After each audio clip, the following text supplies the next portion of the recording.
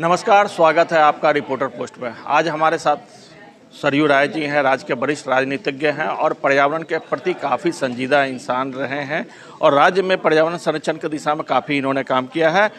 22 फरवरी से राज्य में दूसरा पर्यावरण मेला लगने जा रहा है, इसको लेकर इनसे बात करते हैं। सर, 22 फरवरी से 10 दिवसीय पर्यावरण मेला लग रहा है, क्या कुछ थीम रहेगा और क्या उद्देश्य है?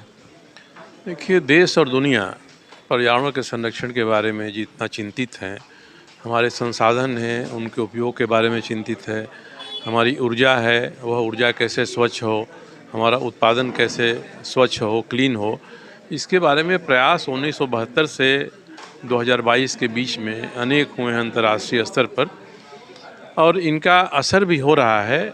मगर जब तक जन सामान्य इसमें अपनी भूमिका नहीं निर्धारित करेगा कि हम जहाँ पर हैं उस स्थान पर हमारी भूमिका पर्यावरण के संरक्षण के लिए क्या होनी चाहिए, ये निर्धारित नहीं करेगा, तब तक देश और दुनिया के शासकों का, विद्वानों का, दार्शनिकों का प्रयास उतना सफल नहीं होगा।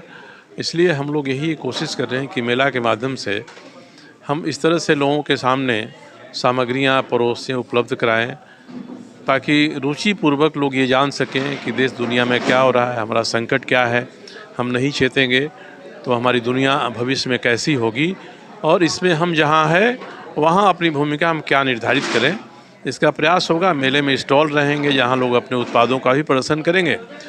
राज्य सरकार या निजी क्षेत्र के जो उपक्रम हैं वो अपनी गतिविधियों को प्रदर्शित करेंगे और आश्वस्त करेंगे कि हम किस रूप में उत्पादन जो करेंगे वो क्लीन प्रोडक्शन होगा।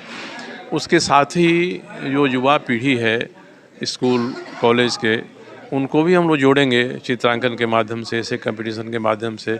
हर ज़िलों में ये प्रयास होगा, यह कोशिश हमारी होगी और हम यह प्रयास भी करेंगे कि जो राज्य की सरकार हैं अपनी नीतियों में भी परिवर्तन करें और नीतियों के क्रियान्वयन में भी तरीकों के जो तरीके हैं उनमें भी परिवर्तन करें। खास करके शहरीकरण का एक मुद्दा है। कल ही राज्यपाल जी ने कहा है कि गाँव भी अब शहर बनते जा रहे हैं। हमारे अब्दुल कलाम साहब थे राष्ट्रपति और प्रसिद्ध वैज्ञानिक, उन्होंने एक पूरा शब्द दिया था, providing urban facilities in rural areas. तो ये उन्होंने दिया था। तो हम एक एक आदमी चाहता है कि हमको सुविधाएं मिलें, वो सुविधाएं तभी मिलेंगी जब उनका उत्पादन होगा। इसके कारण से प्रतिकूल प्रभाव पर्यावरण पर हो रहा है, इसको कैसे रोका जा सकता है। तो हम भी थोड़ी सुविधाओं के उपयोग में अपने आप को नियंत्रित करें और राज्य सरकारें और बड़े बड़े संस्थान हैं वही उत्पादन करते समय इनका ध्यान रखें। ये प्रयास होगा तो पर्यावरण का संरक्षण होगा।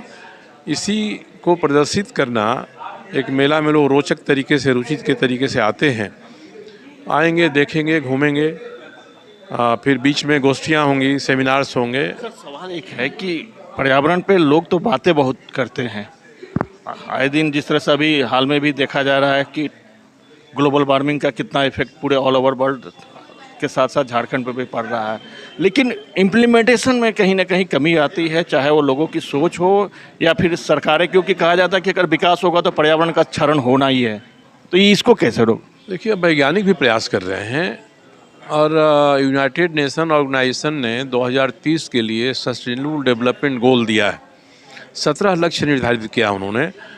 सरकारों के कई कार्यक्रम उसी के आलोक में हो रहे हैं, मगर सरकारों को यह देखना होगा कि हम जो क्रियान्वयन कर रहे हैं अपने कार्यक्रमों का, उसके माध्यम से हम पर्यावरण का संरक्षण करने में कितना सफल हो रहे हैं। 15वें वित्त आयोग ने बहुत फंड अलॉट किया है राज्य सरकारों के लिए, नगर पालिकाओं के लिए। इसके बारे में अब कितनी गंभीरता उनके मन में है इनके प्रति, या पैसा आ गया हमको किसी तरह से खर्च कर देना है, तो ये स्थिति बदले। इसलिए हम लोग चाहते हैं कि लोग जाने समझें कि देश, दुनिया, सरकारें, जो निवेश करने वाले हैं, ये सारे के सारे लोग जब इतना प्रयास कर रहे हैं तो हमारी भूमिका अपने स्थान पर क्या हो सकती है, इसके बारे में सोचें, प्रयास करें। सरकारों की बहुत बड़ी भूमिका इसमें है, क्योंकि सारे कार्यक्रमों का क्रियान्वयन उन्हीं के हिसाब से आता है, एक होता है। तो एक बार वो देखें, अपने गिरेबान में झांकें, उनकी नगर पालिकाएँ कैसा काम कर रहे हैं, उनके शहर नदियों को कितना गंदा कर रहे हैं। हम जिस दिशा में जा रहे हैं भविष्य में पर्यावरण को नुकसान होगा, उसकी भरपाई हम कर सकेंगे कि नहीं कर सकेंगे, और करेंगे तो कैसे होगा। अब हाइड्रोजन को ईंधन के रूप में उपयोग की बात आई है, अच्छी बात है, इससे कार्बन डाइऑक्साइड नहीं बनेगा। अब इसके हाइड्रोजन का जो उपयोग करेंगे तो इसके रिसाव को नियंत्रित करना होगा। हम गैस का उपयोग करते हैं पाइपलाइन से, कहीं ना कहीं रिसाव होता है, हमारे रसोई घर तक भी रिसाव होता है, तो हाइड्रोजन का भी रिसाव होगा तो उसका प्रतिकूल प्रभाव पड़ेगा। इसलिए दुनिया लगी है कि हम इसको नियंत्रित करें और हाइड्रोजन को ईंधन के रूप में इस्तेमाल करें। इसी तरह से इन प्रयासों को हम सरकार के रूप में, सामाजिक संस्था के रूप में, व्यक्ति के रूप में हम किस तरह से अपने आप को आगे रखकर एक फर्स्ट पर्सन और सिंगुलर नंबर की तरह से हम इसमें अपनी भूमिका निभाएं। तो ये थे सरयू राय जी। बने रहिए रिपोर्टर पोस्ट के साथ। मैं आशुतोष कुमार।